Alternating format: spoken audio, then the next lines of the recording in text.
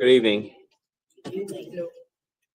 We're continuing our Making Lemonade from Lemons series, squeezing joy from terror. Tonight we want to consider a passage in the book of Ruth, chapter 4, verses 1 to 7, squeezing redemption from failure. Squeezing redemption from failure. Failure is part of the human condition. You and I constantly fail, and those on whom we rely also constantly fail. Only God never fails. Everyone else will. And the key to eternal life is to rely on the one who cannot fail. And he will redeem us. So, this is not a pleasant topic because it's reflective. Because we have to think in terms of the failures that we've had in life and those on whom we rely have failed. Failure is painful. But the purpose of failure is reliance upon God. The more we fail and the more others fail around us, the more we need to look to God, because he will never, ever fail us in any way. And so, with that in mind, let us read tonight's text. Now Boaz had gone to the gate and sat down there. And behold, the Redeemer of whom Boaz had spoken came by. So Boaz said, "Turn aside, friend. Sit down here." And he turned aside and sat down. And he took 10 men of the elders of the city and said, "Sit down here." So they sat down. Then he said to the Redeemer, "Naomi, who has come back from the country of Moab, is selling the parcel of land that belonged to our relative Elimelech. So I thought I would tell you of it and say, buy it in the presence of those sitting here, in the presence of the elders of my people. If you will redeem it, redeem it. But if you will not, tell me that I may know, for there is no one besides you to redeem it, and I come after you." And he said, "I will redeem it." Then Boaz said, "The day you buy the field from the hand of Naomi, you also acquire Ruth the Moabitess, the widow of the dead, in order to perpetuate the name of the dead in his inheritance." Then the Redeemer said, "I cannot redeem it for myself, lest I impair my own inheritance. Take my right of redemption yourself, for I cannot redeem it." We have been focusing on the faith of Ruth, and tonight we're going to continue to focus on the faith of Ruth as it is expressed by her kinsman redeemer, Boaz. You see, men tend to think that they drive the train, but not always. You see, you recall several lessons ago, upon the instructions of Naomi, Ruth went to the threshing floor and in the middle of the night laid at the feet of Boaz and uncovered his feet. And when he was startled and woke up in the middle of the night, he saw a woman next to him. He says, well, who are you? Well, I am Ruth, your servant. And then she told Boaz, cover me with the wing of your garment, which was essentially saying, you are going to be my protector and more, my provider. And he did. It was basically a marriage proposal. Yes, it was. It was. And so that's what's gone on before. But then Boaz, being a true and honest man, confessed to Ruth, I will redeem you, but there's a redeemer closer to you than me, and he must be allowed the opportunity to redeem you. And if he redeems you, so be it. I will step back. But if he does not, I most certainly will do it. And he vowed to her, as God lives, I will do this. And then this morning, when she went home, essentially with a dowry, 55 pounds of barley, when I proposed to Nancy, and I wrote a letter to her mom and dad asking for her hand, I didn't send any barley. Fortunately, they were happy to bless our marriage. And so Ruth goes home and, hey, look, Naomi, 55 pounds of barley. It kind of speaks volumes here. And Naomi is excited. He's going to take care of this today. You wait here. This man, Boaz, is going to take care of this. He's going to do it today. You just wait. And immediately, what does Boaz do? He gets in action. He goes to the gate. The gate of the city is where anything and everything that's important takes place. At the gate sit the elders of the city. And the people of the city, when they have issues or problems or any kind of legal situation, whatever it might be, they bring it to the elders and say, here's our problem. Help us settle it. And so Boaz, he doesn't just get a witness or two. You know, the 2 or 3 witnesses that are so often expressed in the Old Testament. He overloads it. 10 witnesses. There can be no denying whatever's going to go on here. It's going to be undeniable in Bethlehem forever. And so Boaz invites the kinsman redeemer. Here, sir, sit down here. And then he invites the 10 witnesses. Here, sit here. Because we have something very important to talk about. What we're going to talk about is the redemption of Naomi and her property in the memory of her dead husband, Elimelech.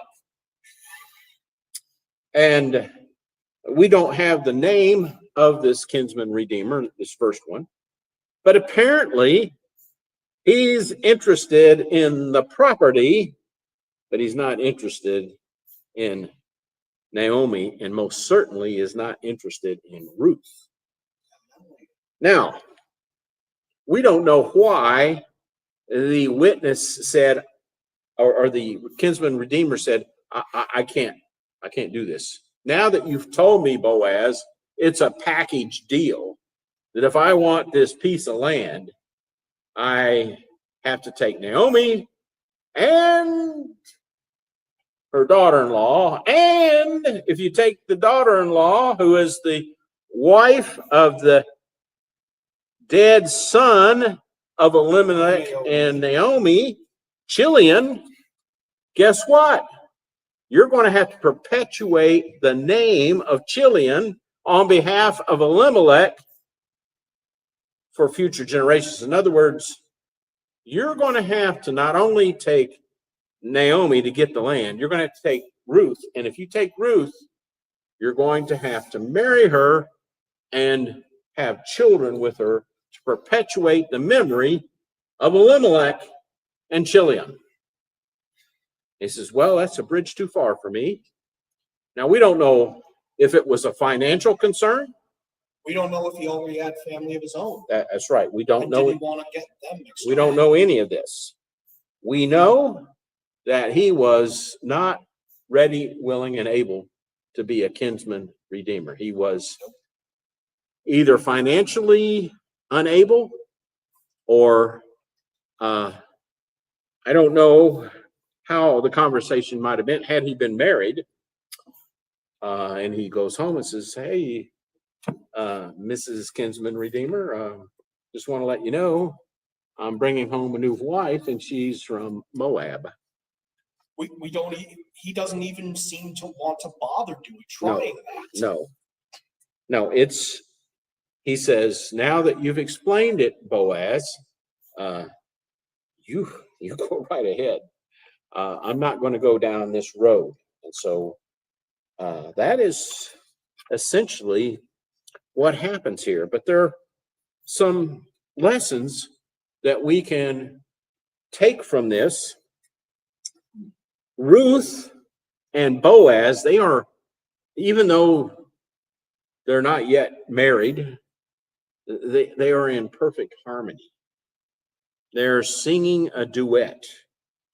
They are in perfect synchronization, like a synchronized swimming. You ever watch synchronized swimming? It's an amazing thing to see synchronized swimming.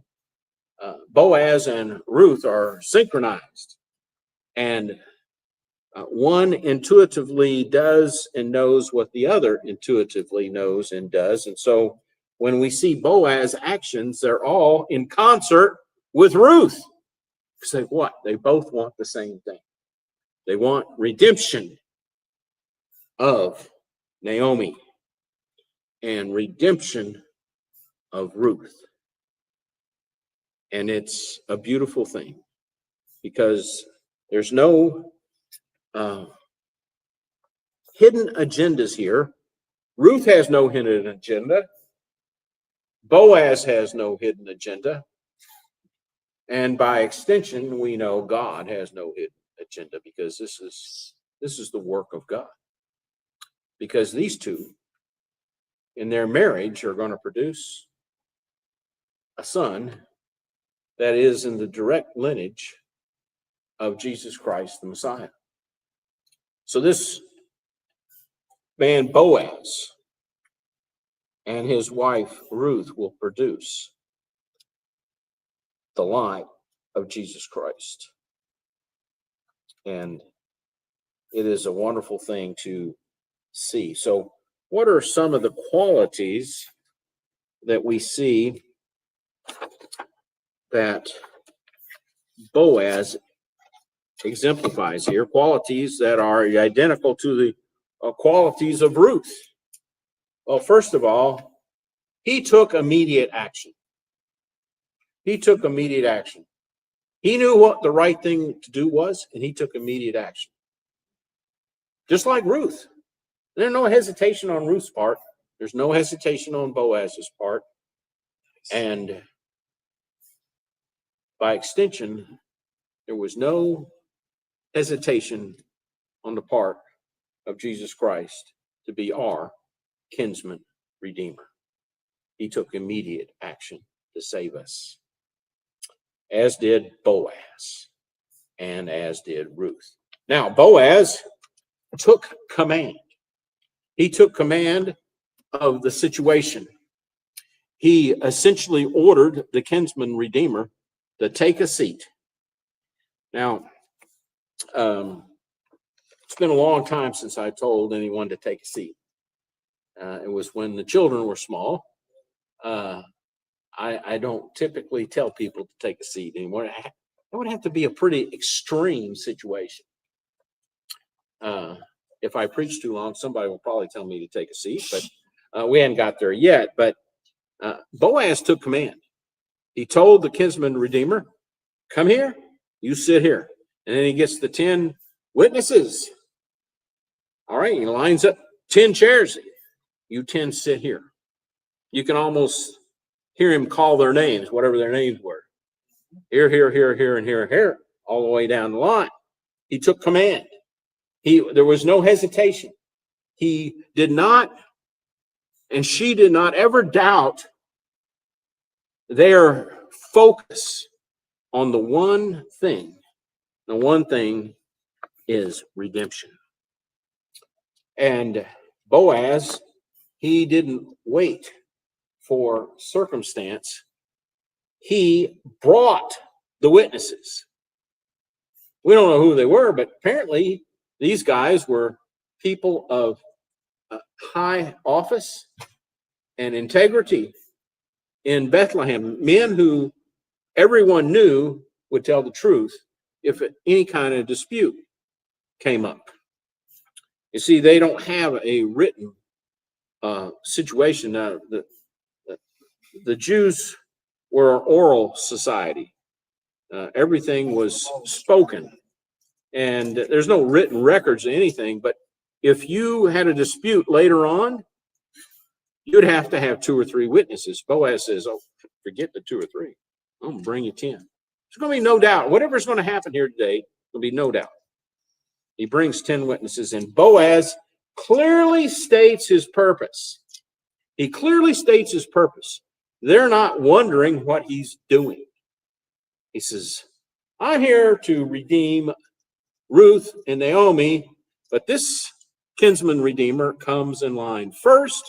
And in front of all these witnesses, Mr. Kinsman Redeemer, will you or will you not redeem Naomi and her land that she has for sale? Yeah, because he wants the property, but he doesn't want, for whatever reason, either familial or monetarily, whatever, it's going to jeopardize the estate he's already been promised. So he says, no. So in front of 10 witnesses, he says, first of all, I'm going to redeem her. And then he finds out the whole package. He changes his mind in front of 10 witnesses. There's no doubt that Boaz is now going to take his place. And so it's good for us to be like Boaz and Ruth, to take immediate action, to take command, to bring witnesses when we have something to say, to state our purpose clearly and precisely, to challenge our competition should it be necessary, and above all, give full disclosure of what we are proposing. But here's the applicable lesson for us. You see, there's an undercurrent in all of this, and that is the undercurrent of failure. This whole episode is made necessary because of failure.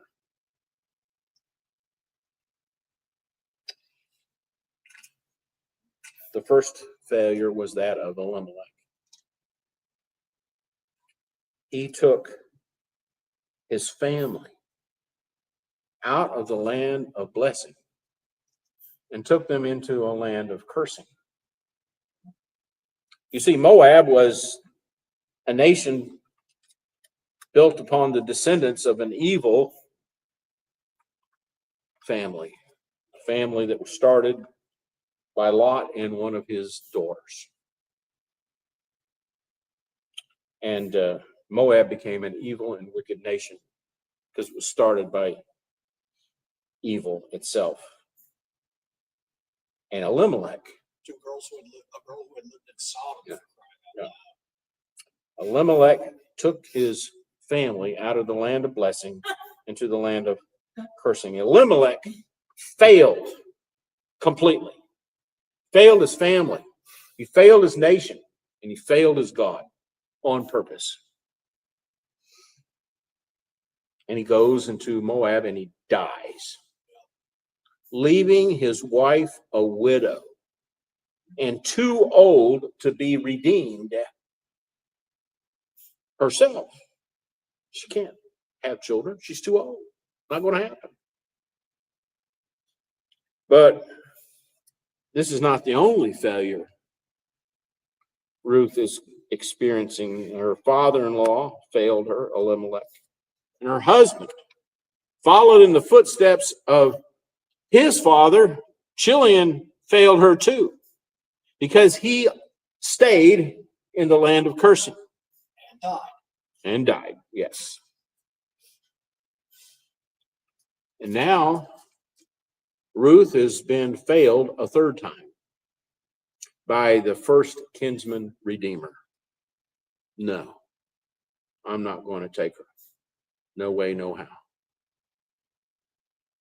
Now, some people, if important family members fail them, they may just give up. Ruth didn't give up. Boaz didn't give up. Failure is not going to stop Boaz and Ruth. And so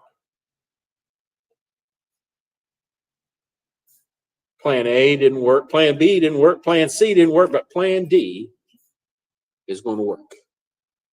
And Ruth and Boaz have faith in God that human failure is not going to deter them from happiness and life and joy and peace and family and good times and a future. That is how we need to look at our failures and the failures of others, because it really doesn't matter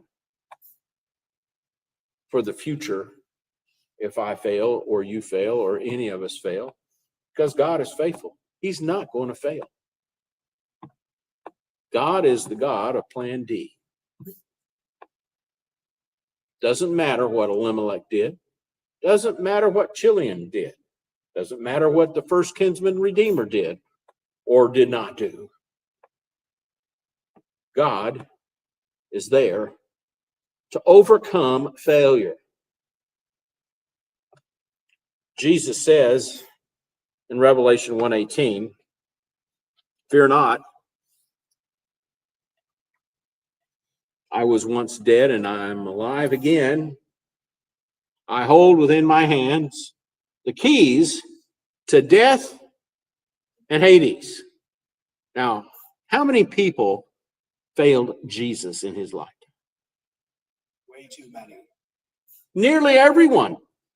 But did not deter our kinsman redeemer from focusing on the plan of salvation from before the ages began.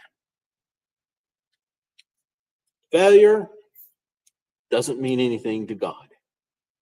It's just another day at the office for God.